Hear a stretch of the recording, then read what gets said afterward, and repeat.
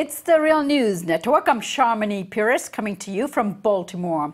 One of the more closely watched governor's races this year is in Ohio. This coming Tuesday, May 8th, the Democratic primary pits Richard Cordray, the former director of the Consumer Financial Protection Board, against the former member of the House of Representatives, Dennis Kucinich.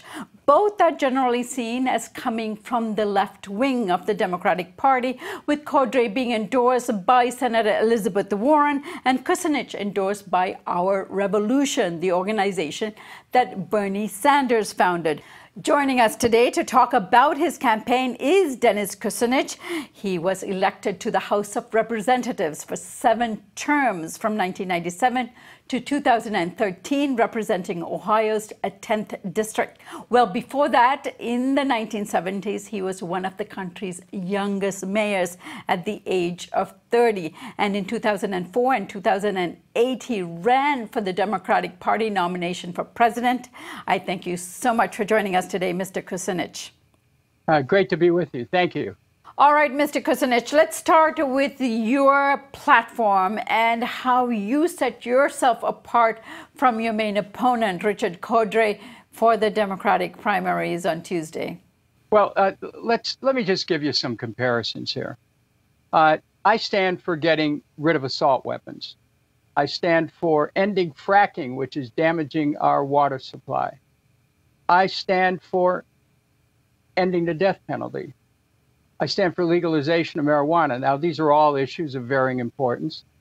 Mr. Cordray is the person principally responsible for assault weapons being in our state because he knocked down a law 8 years ago that would have prohibited them in our cities. He went to the Supreme Court on behalf of the NRA and knocked out gun laws across the country, joining other attorneys general. He is in favor of fracking. Drilling interests have contributed to his campaign. He is for the death penalty, and he is opposed to the legalization of marijuana. Now, he's being described in the media as a progressive. He's being described as left. I don't know in what country we're talking about, and what's happening. It's a convenient way for certain media to try to blur the differences between the candidates and then push their establishment candidate. And then when people vote for that person and they find out, oh, I didn't know this person stood for this because he was progressive. Well, really.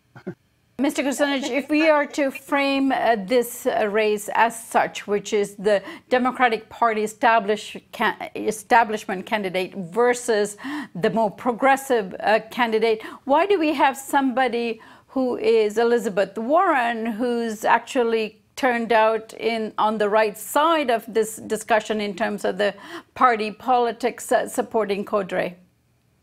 You'd have to ask her, but when you ask her, you can ask her why she's for an assault weapons ban in Massachusetts, but not for one in Ohio. That's a question that should be put to her. All right. Then let's switch, Mr. Kucinich, to your own race and your platform.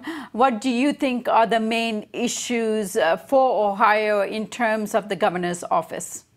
Well, certainly getting rid of assault weapons, which are weapons of war, get them off our streets. But beyond that, and also quite significant, we need to have Medicare for all. I wrote the bill in the Congress. We need that at a state level. Insurance companies make money not providing health care. People are getting socked with higher premiums, copays, and deductibles, and less coverage. We need to make sure that we provide health care, affordable, accessible health care for all Ohioans. I'm leading the way on that.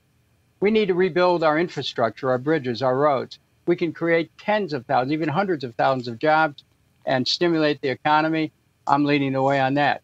We need to have 2-year free college for our young people to keep them in the state and also not deny anyone access to higher education because of lack of financial resources. I'm leading the way on that. We need to end fracking, which is created in the southeast part of the state, a sacrifice zone where air and water and land are being spoiled, and the pollution is extraordinary. And I'm leading the way to end fracking once and for all and stop these toxic deep injection wells from pouring poison by the millions of gallons into the ground and creating earthquakes. So, my whole campaign has been about leadership. And the status quo in this state is about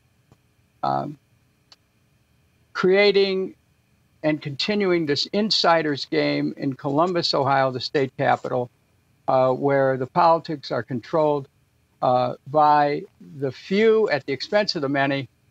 And my election will change all of that, which is why this contest has so much importance, not just for Ohio, but for the country. Now, many of the issues that you stand for, Mr. Kucinich, could be addressed at a national level, but with Trump in the White House, this is quite unlikely. So does that mean that you would push for state-level approaches to, say, healthcare and college education and policing issues? Well, yes. I mean, the states are the laboratories of democracy. And today, with there being a stasis at the federal level, this really is a great opportunity for a major state, an electoral, a state of electoral significance, a state which has been part of America's heartland, to come forward with a new approach, with energetic, dynamic, transformative approaches, which can change the economy, change the society, provide more opportunities, based on a vision of what's possible. So I'm ready to do that. I'm ready to lead the way. Mr. Kucinich, the number crunching has been done for states like California, where Political Economy Research Institute at UMass Amherst actually did the number crunching and came up with presentations for the legislatures to consider that actually would save money for the state if universal health care was introduced and various features were introduced, like preventative care. Let me say here that the National Nurses United, an organization that has been advocating for universal health care nationally, has endorsed Mr. Kucinich. And so, Mr. Kucinich, with that in mind, tell us or elaborate on your universal health care plan and why you're the person to bring this forward to the people in Ohio. Well, we're working on the numbers, but here's some comparisons that'll give you some of the elements. Number one, when I was studying and working on the Medicare for All, HR 676 bill, which I co-authored with John Conyers, we found that $1 out of every $3 in healthcare spending goes for things not related to healthcare, like corporate profits, stock options, executive salaries, advertising, marketing, the cost of paperwork. So you eliminate that. You negotiate for prescription drugs and save hundreds of millions, maybe even $500 million. You start to look at the metrics involving healthcare spending. 50% of healthcare spending goes for 5% of the patients. And, mostly people who are either at life's end or who have chronic diseases. And we have to analyze what we can do to help people at earlier stages. When they're at the earliest stage of a disease, you can actually identify who those people are, which will dramatically reduce costs. You can start to introduce alternative healthcare, wellness, integrative medicine into this plan. You drop costs down significantly. So the state already has resources that it gets from the federal government in terms of healthcare dollars through Medicaid and other programs. I intend to not only use those monies, but by doing things like recovering over $1 billion a year from an LLC tax break that's given to these LLCs. In making the oil companies, while they still exist in Ohio, pay a severance tax, which you can gain about another $1 billion a year. Now, granted, the cost of the system I'm talking about will be significant. And then when you work out all the numbers, you take it to the people and you say, okay, suppose I could health coverage by 50%, saving Ohioans on average thousands and thousands of dollars. I think we could sell it. But, before I get to that point, I have to win the primary.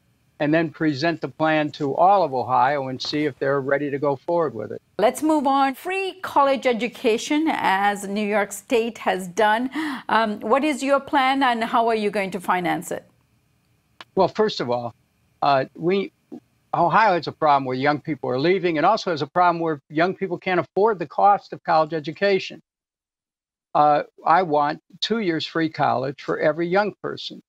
Now, the state has, through the past 2 decades, taken the wealth of the people and accelerated it to the top with a whole variety of tax cuts that go primarily to the wealthiest Ohioans. What I intend to do is to reverse those and use the money for education. The other thing I want to point out is that when I was mayor of Cleveland many years ago, I was able to reduce the city's budget by 10% the first year by eliminating waste, fraud, corruption, unnecessary contracts, and save 10%, which then was, you know, about, I suppose, about 12.5 million, which then was a lot of money. But let me tell you that the state of Ohio has a $70 billion plus biennial budget, and I'm confident that by eliminating waste, fraud, and abuse at a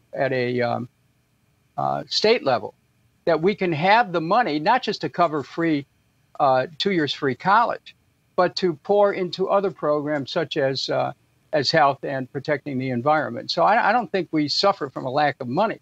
We suffer in Ohio from a system which takes the wealth of the people and accelerates it to the top.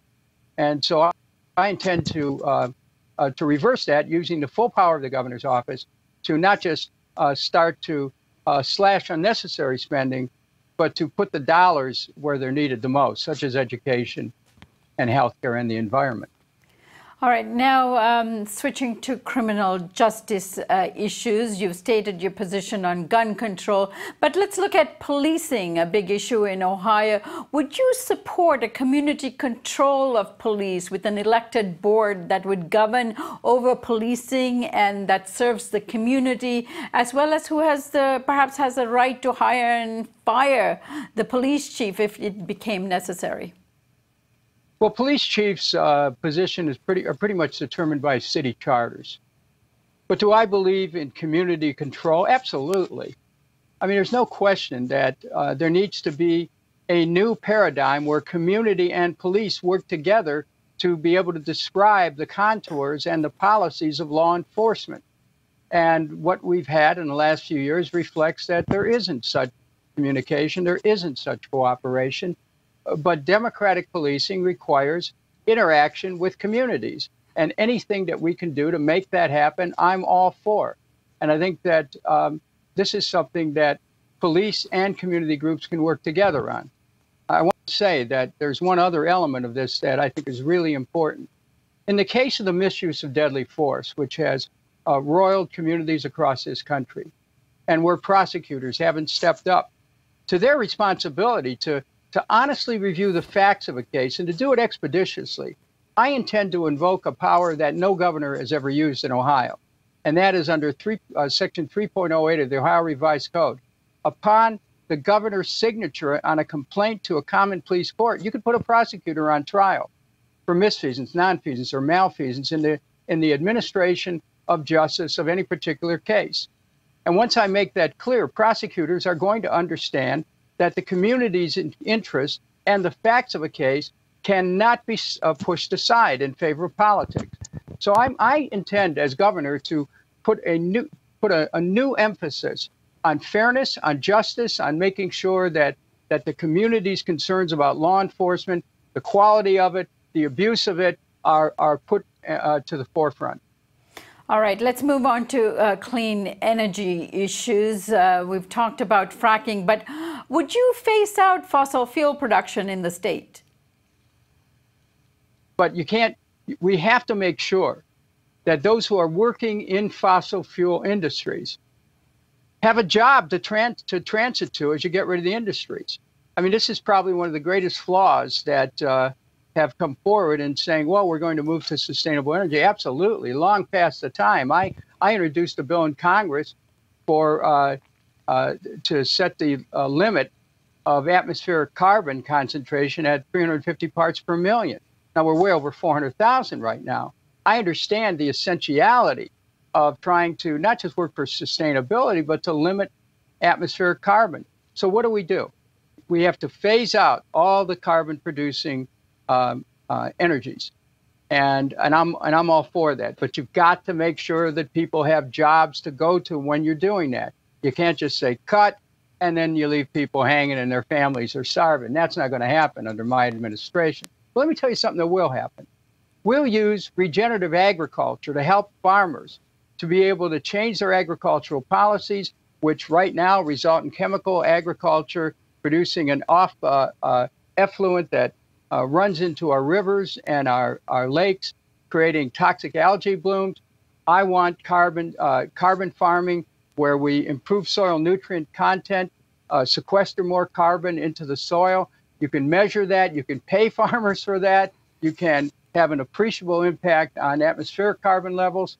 I mean, these are the kinds of things that a creative, a truly progressive state government can do, as long as you're not tied to these interest groups that currently have a stranglehold on the state capitol in Columbus. All right, Mr. Kucinich, one way in which you have differentiated yourself from other progressives is by your willingness to speak to conservatives. For example, from 2013 until now, you have contributed to Fox News as a pundit, as an analyst, and you appear frequently on the O'Reilly Factor. Also, you have been on the Alex Jones InfoWars program, which are these controversial shows when it comes to the left here in the United States. Now, do you think you can change the minds of those who are listening to these programs? And is that the reason why you are appearing on these programs? Well, first of all, how do you change anyone's mind if you don't want to talk to them? No one's been able to tell me the solution to that. Communications, dialogue, being ready to speak to people, doesn't mean you agree with them by any means, but it means that you come to an understanding of how important it is to be able to use existing platforms to get out your message. And I don't hesitate to do that. I'm talking to you on Real News right now, which can't be confused with Fox. But at the same time, I speak the same message to all audiences. And sooner or later, people come to understand that it's helpful to have someone who doesn't polarize, who doesn't attack people for their philosophy, however unusual or foreign it may seem, and who seeks to try to build bridges, which is what I do.